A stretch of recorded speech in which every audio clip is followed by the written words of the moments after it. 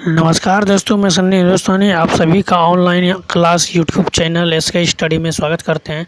तो चलिए, आज का जो क्लास है ये रीजनिंग का मोस्ट इम्पोर्टेंट है और प्रैक्टिस सेट 2 है। इससे पहले प्रैक्टिस सेट 1 आप नहीं देखें, देखिए। तो अगर ये प्रैक्टिस सेट 2 देख लीजिएगा तो जितना भी आपका डाउट है रीजनिंग में सभी डाउट आपका क्लियर हो जाएगा, क्योंकि इसमें जो है प्रैक्टिस सेट में सभी प्रीवियस ईयर्स और सभी एग्ज़ाम के लिए important SSC GD railway group D SSC CGL सभी के लिए इम्पोर्टेंट ये रीजनिंग बताने जा रहे हैं प्रीवियस ईयर्स। तो आप लोग पूरा वीडियो देखिए और वीडियो रोक कर बनाने का भी प्रयास कीजिएगा। तो चलिए, क्वेश्चन नंबर 1 देखिए, दिए गए श्रृंखला संख्या ज्ञात करें।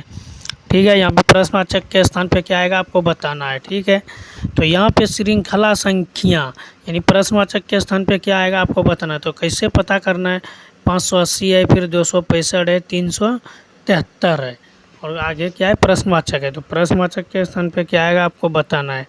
तो इसमें जब भी इस प्रकार का क्वेश्चन पूछे, बढ़ते क्रम से फिर घटते क्रम फिर बढ़े, ठीक है। तो 580 से क्या हुआ 265, फिर क्या है 265 से 373। तो इसमें डिफरेंट कितना का है तो 315 का। अगर इसमें माइनस करते हैं, देखिए 580 को माइनस करेंगे 315 में 265 आएगा, 265 में प्लस करेंगे 180 तो 373। लेकिन ये लॉजिक नहीं लगेगा। तब लॉजिक इसमें क्या लगाना है, देखिए सबसे पहले ये 3 अंक है, ठीक है। 5 और 8 कितना होता है तो 13, ये तीनों अंक को प्लस कर देंगे। फिर यहाँ पे 265 है तो ये भी 6 5 11 2 13। ठीक उसी प्रकार ये भी 7 3 10 3 13। यानी ये लॉजिक जो है ये संख्या को तीनों को प्लस करके 13 लाना है। ठीक है, तो यहाँ प्रश्नवाचक के स्थान पे भी कोई सी संख्या ऑप्शन से देखना है कि तीनों अंक जोड़कर 13 कौन सा संख्या आ रहा है, तो यही आपको बताना है। ठीक है, तो देखिए ये है 3 है, डबल 6 है, तो 6 6 12 3 15 हो गया, तो ये नहीं आ रहा है। तो ऑप्शन बी देखिए 9 और 4 कितना होता है 13, तो ऑप्शन बी बिल्कुल सही है। चलिए सी को भी चेक कर लेते हैं। तो ये हो गया 14, 8 2 10 3 8 2 10 2 4 14 हो गया। फिर 8 8 3 11 3 14। ठीक है, तो ऑप्शन बी बिल्कुल सही जवाब। आशा करते मेरे प्यारे दोस्तों ये क्वेश्चन समझ में आ गया। ये क्वेश्चन प्रश्नवाचक स्थान पे 490 ही आएगा। ठीक है, तो इसमें लॉजिक क्या है, सभी संख्याओं को प्लस कर दिए, जो आंसर आया वही आपका सही जवाब है। चलिए क्वेश्चन नंबर 2 देखिए, दिए गए आकृति में लुप्त संख्या ज्ञात करें। ठीक है, तो कुछ इस प्रकार लुप्त संख्या ज्ञात करने के लिए इसमें लॉजिक क्या लगाना है, यहाँ पे लुप्त संख्या कहाँ है प्रश्नवाचक स्थान पे देखना है। तो इसमें क्या होता है कि ये जो संख्या दिया गया है, तीनों संख्या को मिलकर ऊपर में क्या है 2 है 5 है 6 है, तो तीनों संख्याओं को हमको क्या करना पड़े जो 65 आ जाए। उसी प्रकार देखिए यहाँ पे 6 8 है 9 है, फिर 181 है। तो यहाँ पे देखिए 2 5 6, ठीक है। फिर क्या है 6 8 9, फिर आगे क्या है 2 8 7। तो ये जो संख्या है ये तीनों संख्या को आपस में हम क्या करें जो मेरा जो है आंसर प्राप्त हो जाए। ठीक है, तो चलिए देखिए यहाँ पे 2 5 6 फिर 6 8 9 से हमको 81 लाना है। ठीक है, और 2 8 7 से प्रश्नवाचक स्थान पे क्या आएगा तो आपको बताना है। तो इसमें लॉजिक क्या है, अब अगर हम 2 का स्क्वायर करते हैं तो 4 आ रहा है, फिर 5 का स्क्वायर करेंगे तो 25 आएगा, फिर 6 का स्क्वायर करेंगे तो 36 आएगा। ठीक है, और तीनों संख्या को हम प्लस कर दें, स्क्वायर करके सभी को प्लस कर देंगे तो ये अब 65 आ जाएगा। ठीक है, तो यहाँ पे 4 प्लस 25 फिर प्लस 36, तो ये 65 आ जाएगा। ठीक है, चलिए तो सभी संख्या को जोड़ दिए तो 65 आ रहा है। ठीक उसी प्रकार दूसरे में भी वही करना है, 6 का स्क्वायर 8 का स्क्वायर 9 का स्क्वायर। तो 6 का स्क्वायर 36 होता है, 8 का स्क्वायर 64 होता है, फिर 9 का स्क्वायर 81 होता है। और सभी संख्या को अगर हम जोड़ दें तो 181 होगा। 64 और 36 100 हो गया, और 81 प्लस 81 तो 181 हो गया। यहाँ पे 181 लिख दीजिए, बराबर देके हो गया। चलिए ठीक उसी प्रकार यहाँ पे भी 181 है, तो सेम लॉजिक जो है अगले संख्या के साथ फॉलो करेंगे। तो 2 का स्क्वायर 8 का स्क्वायर 7 का स्क्वायर, तो 2 का स्क्वायर 4 होता है, 8 का स्क्वायर 64 होता है और 7 का स्क्वायर 49 होता है। और सभी संख्या को हम प्लस कर देंगे तो कितना आ जाएगा, तो सभी संख्या को हम प्लस कर देंगे तो ये हो गया 64 और 68 68 117। तो 117 किस ऑप्शन में है, तो यहाँ पे देखिए सेम लॉजिक लगा, इसमें भी 65 आया, फिर 181, फिर 117। तो यहाँ प्रश्नवाचक स्थान पे 117 आएगा। तो कौन सा ऑप्शन सही होगा, तो ऑप्शन सी बिल्कुल सही जवाब। आशा करते हैं मेरे प्यारे दोस्तों ये क्वेश्चन समझ में आ गया होगा। कोई भी डाउट है तो कमेंट कर सकते हैं। चलिए क्वेश्चन नंबर 3 देखिए, ये भी मोस्ट इम्पोर्टेंट है। निम्नलिखित में कौन सा विकल्प दी गई श्रृंखला को पूर्ण करेगा, कि एल है, फिर डैश है, यू के डैश ए डैश के एल ए डैश के एल डैश यू के। तो इस जगह डैश के स्थान पे क्या आएगा आपको बताना, ठीक है। सबसे पहले ऐसी जब श्रृंखला दिया रहे तो आपको करना क्या है, इसको काउंटिंग करना, ठीक। तो काउंटिंग करना है 1 2 3 4 5 6 7 8 9 10 11 12 13 14 15 16। टोटल इसमें कितना है, तो टोटल 16 है, ठीक है। तो यहाँ पे 16 का अगर हम एलसीएम निकालते हैं तो 4 या 2 का फैक्टर बनेगा, ठीक है। तो 4 4 का ही ले लेते हैं, 4 चौके 16 हो जाएगा, 4 फैक्टर निकल जाएगा इसका। तो देखिए एल डैश यू के, फिर डबल डैश है ए के, तो एल के बाद क्या है, के पहले क्या है, यू है, ठीक। यहाँ पे समझिएगा, तो के पहले क्या है, यू है, और एल के बाद क्या है, ए है। तो एल के बाद यहाँ पे ए दीजिए जहाँ पे खाली स्थान है। चलिए यहाँ पे ए अच्छे तरीके से लिखा जाए, ठीक है। तो के एल के बाद ए है तो ये लिख दिए। फिर यहाँ पे के बाद क्या है, एल है, ठीक। के बाद एल है तो यहाँ पे ए होगा, फिर ए के बाद क्या है, यू है, तो ए के बाद यू दिए, एल के बाद ए है तो ए दिए। तो आंसर क्या हुआ, A L U U A, ठीक है। तो ये आपका आंसर होगा। तो देखिए यहाँ पे आंसर क्या है, A L U U A L double U है, फिर क्या है, ए है, तो यही आपका राइट आंसर होगा, ठीक है। तो किस ऑप्शन में है ये, तो ऑप्शन सी बिल्कुल सही जवाब। आशा करते हैं मेरे प्यारे दोस्तों ये क्वेश्चन भी आपको समझ में आ गया होगा। चलिए कोई डाउट है तो ये कमेंट कर सकते हैं, नहीं तो चलते हैं फिर नेक्स्ट क्वेश्चन की तरफ। देखिए किरण की ओर, ये ब्लड रिलेशन का क्वेश्चन है और मोस्ट इम्पॉर्टेंट क्वेश्चन है। किरण की ओर इशारा करते हुए रोहन कहता है कि वह मेरे दादा के इकलौते पुत्र की पुत्री है। किरण का रोहन से क्या संबंध है, ठीक है। उसका दादा को जो इकलौती पुत्र है उसकी वो पुत्री है, दादा के इकलौती पुत्र। तो दादा का इकलौती पुत्र कौन होता है, तो पापा होता है। पापा का की जो है पुत्री है तो बहन होगी, ठीक है। ऐसे ही अब आप कॉमन सेंस लगा सकते हैं।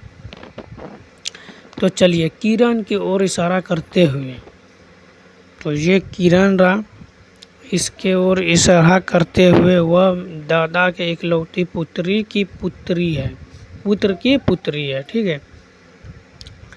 तो यहाँ से जो है ये पुत्र की पुत्री है तो 2 पीढ़ी ये ऊपर हो गया, दादा है तो इससे 2 पीढ़ी ऊपर, ठीक है। तो ये हो गया इकलौती पुत्री, तो पुत्र यहाँ डी से हो गया, दादा हो गया, पी से पुत्र हो गया, ठीक।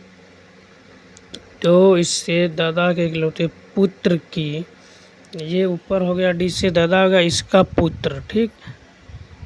इससे फिर 1 पीढ़ी नीचे, तो किरण का रोहन से क्या संबंध है, ठीक। तो रोहन जो है कहाँ पे है, तो रोहन यहाँ पे है, ये इससे इशारा करते हुए बोल रहा है, ठीक है। तो ये जो है इससे क्या संबंध होगा, किरण का रोहन से क्या संबंध होगा, तो यहाँ पे बहन का संबंध होगा। आपको पहले ही बताए थे बहन का ही संबंध होगा, क्योंकि ये दोनों जो है एक ही कैटेगरी में आता है, सेम रिलेशन, ठीक। तो ऑप्शन है सही जवाब। चलिए क्वेश्चन नंबर 5 देखिए, पहली संख्या का पहली संख्या का संबंध दूसरी संख्या से है, उसी प्रकार तीसरी संख्या का संबंध चौथी संख्या से है, बताइए। तो देखिए यहाँ पे जिस प्रकार 431 से 12 प्राप्त हुआ है, उसी प्रकार 345 से प्रश्नवाचक स्थान पे क्या आएगा, तो आपको बताना है। इसमें लॉजिक क्या है आपको बताना, ठीक है। तो 12 से देखिए, ठीक है, बड़ी संख्या है, छोटी संख्या से बड़ी संख्या लाना है, ठीक है। अगर इसको गुना करते हैं 4 तिया 12 एकम 12 ही हो रहा है, ठीक। उसी प्रकार इसको गुना करेंगे तो 4 पंचे 20 और 20 तिया 60, प्रश्नवाचक के स्थान पे 60 आएगा। और 60 यहाँ पे है भी, बी ऑप्शन में है भी 60, तो ऑप्शन बी बिल्कुल सही है। इतना आसान था, सिर्फ आपको लॉजिक समझना है। सभी क्वेश्चन रीजनिंग का आसान ही होता है। चलिए देखिए क्वेश्चन नंबर 6 देखिए, उस आकृति का चयन कीजिए जो निम्नलिखित आकृति श्रृंखला में प्रश्न चिन्ह के स्थान पर आ सकती है, ठीक है। तो कुछ इस प्रकार डायग्राम है, इसमें कॉमन देखना है डायग्राम में क्या चीज़ कॉमन है, ठीक है। तो यहाँ पे देखिए पहला में तो त्रिभुज है, दूसरा में वर्ग, फिर तीसरा में जो है कुछ अलग प्रकार का बना हुआ है डायग्राम नीचे। तो यहाँ पे देखिए ये त्रिभुज है, और यहाँ पे देखिए ये वर्ग है, और यहाँ पे ये वृत्त जैसा बन गया, ठीक है, मंदिर जैसा झोपड़ी जैसा बना दिया इसको। तो इसमें क्या क्या है, तो ए नंबर नहीं होगा, बी भी नहीं होगा, तो ए बी तो कट गया, ठीक है। यहाँ से दिया, यहाँ से इस साइड में तो नहीं है।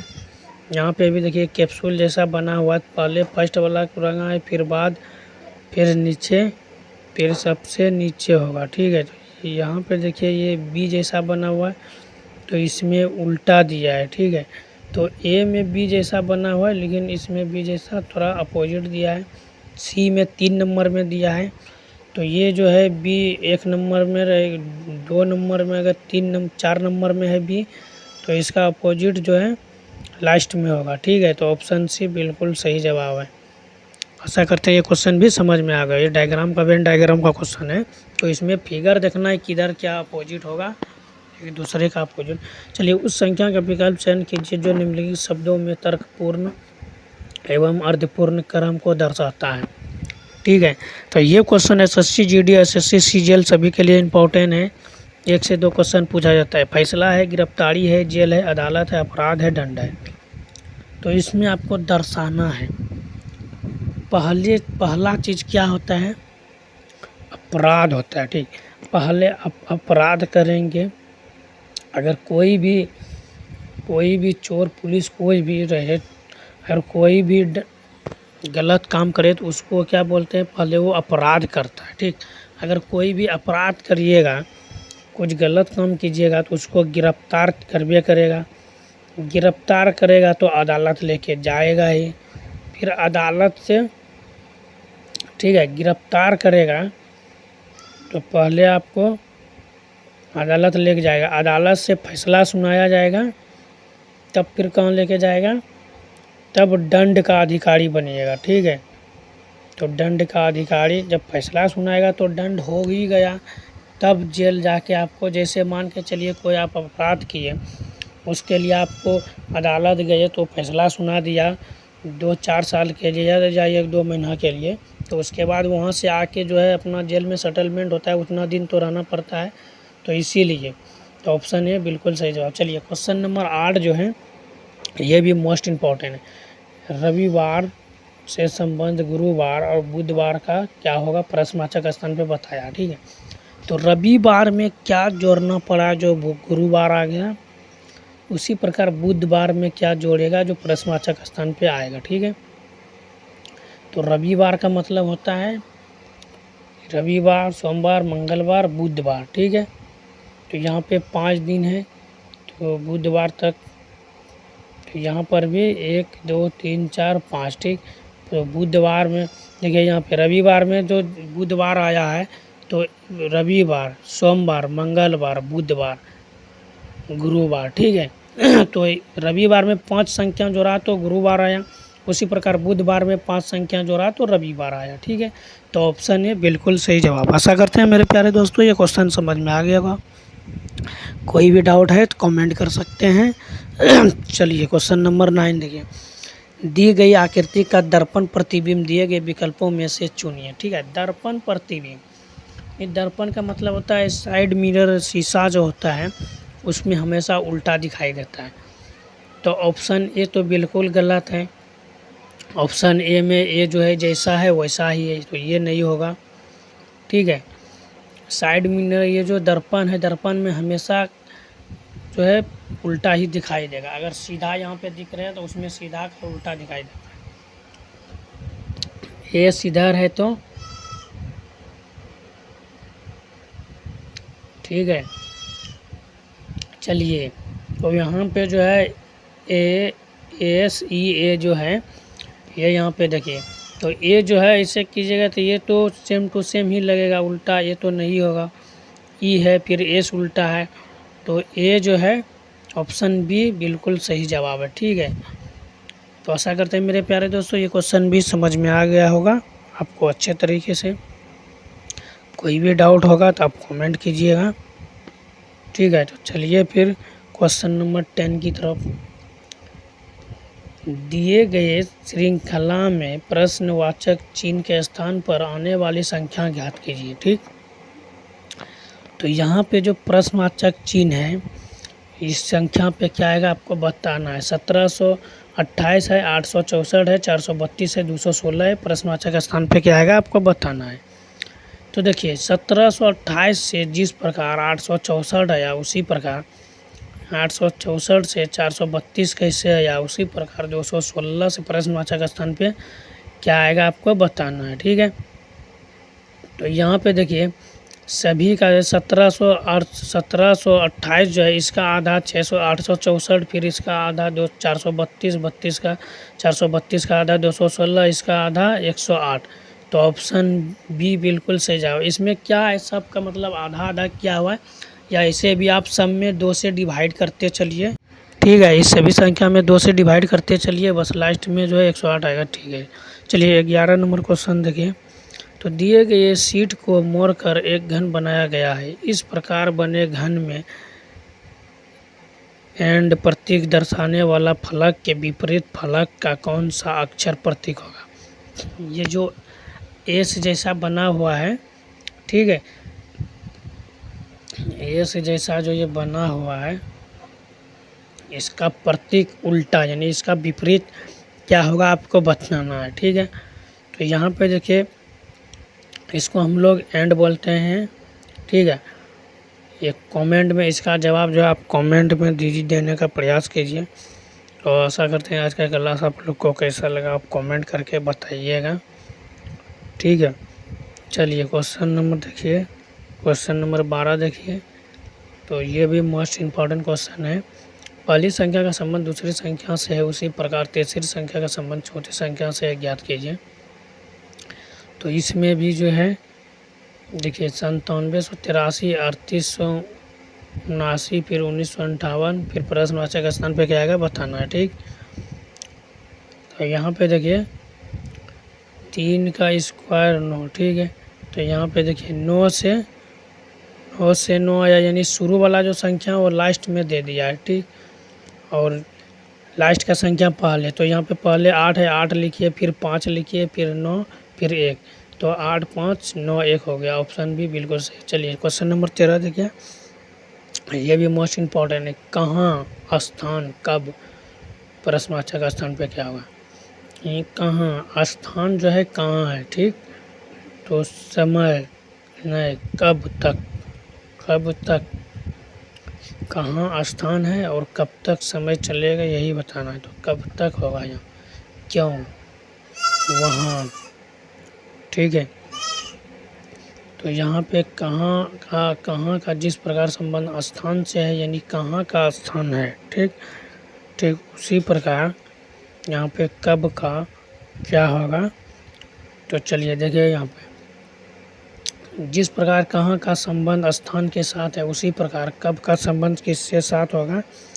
तो यहाँ पे प्रश्नवाचक स्थान पे आपको बताना। ठीक है, समय कब तक, ठीक है, तो समय ही होगा, आपको पहले ही बताए थे समय ही होगा। देखिए स्थान कहाँ तक है, ठीक, तो समय कब तक है। तो अगर हमारे चैनल पे अभी तक सब्सक्राइब नहीं किया तो हमारे चैनल को सब्सक्राइब कर दीजिए और लाइक कर दीजिए। तो मिलते हैं फिर नेक्स्ट वीडियो में, तब तक के लिए जय हिंद जय भारत, वंदे मातरम, धन्यवाद।